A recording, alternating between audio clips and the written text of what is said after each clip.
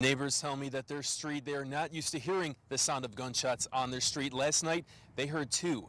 And one longtime resident tells us the house, which has been a rental property for the past 30 years, has a history of police visits.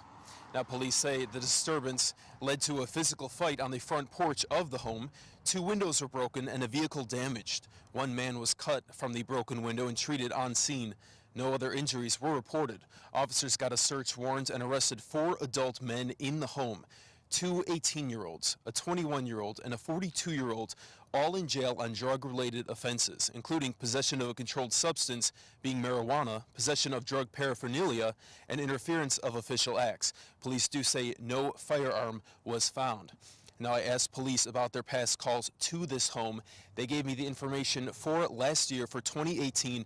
They were out at this address in June for a damage call and out on this block twice in May and July for disturbance calls.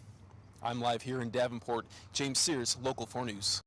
Canadian Pacific raised the tracks several feet, cutting off access to the parking lot and the riverfront on the other side.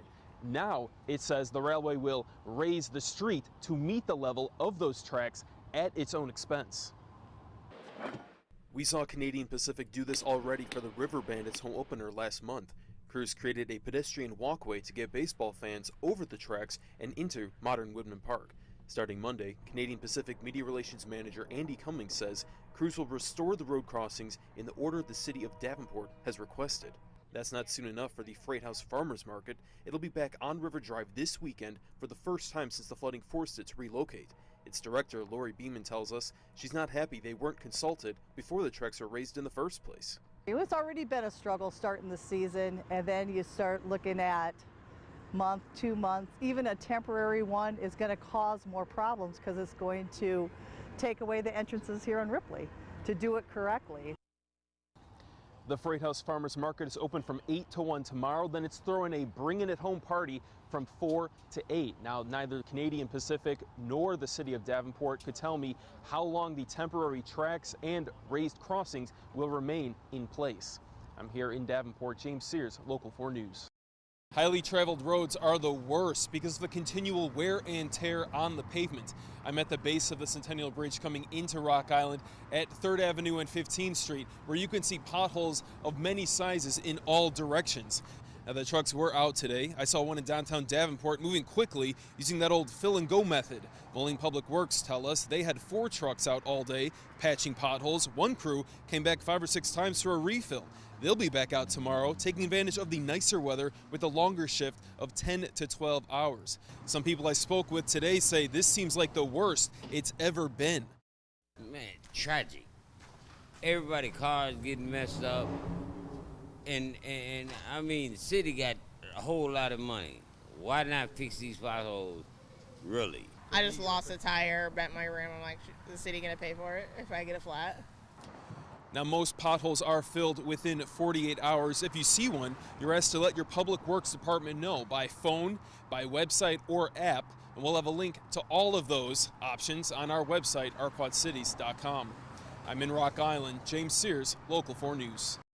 There was a scare at Davenport Central High School this morning, an incident that police were called out to that turned out to be ultimately nothing. We posted that story on our website, and then we got a tip on the Arquat Cities app that a lockdown happened here at Lourdes Catholic School Tuesday, where parents showed up to find squad cars in the parking lot. Now, Our Lady of Lourdes pastor, Father Jason Croson, tells me the school got word that a parent who lost custody was on her way to pick up her child and was possibly armed and dangerous. Police were called, but Bettendorf Chief Keith Kimball told Local 4 the responding officers didn't know of a civil commitment order that the sheriff's office had to serve on that parent to get a mental health evaluation. Arrangements had been made in advance for the family member to get her child. Kimball says the parent didn't know this was happening and was cooperative the whole time. A gun was never displayed, nor a threat ever made. No charges have been filed. Now, the lockdown lasted 10 to 15 minutes. Father Croson tells me that an email went out to parents letting them know the situation, but at dismissal time, a lot of those parents were already in their cars, and he admits that they might not have known about it. So the school is working right now on a way to get a text messaging system to better notify parents. I'm here in Bettendorf. James Sears, Local 4 News. All of the city's speed cameras have been operational and watching the past 6 months, but the part of the system that issues citations for speeding and running red lights has been turned off. Starting tomorrow, that's all about to change. The city of Muscatine has been amending an ordinance to comply with an Iowa Supreme Court ruling on the automated traffic enforcement program and how those violations were processed.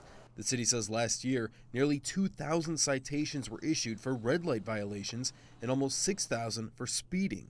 At $75 a pop, that's easily over $500,000. Of course, most of the drivers I spoke with today don't like the cameras. One wants to see an actual police officer monitoring the intersections. Another calls it a money trap. I did find one guy, though, who's gotten a ticket or two, but doesn't hate the cameras. Slow down. I mean, quit breaking the law. I mean, it's clearly marked that, hey, there's a traffic camera light coming up and we're going to take your picture, and that's what happens. I just think if they would hire some more police officers, they wouldn't have to use the traffic cams. And they're pretty much just here to get money.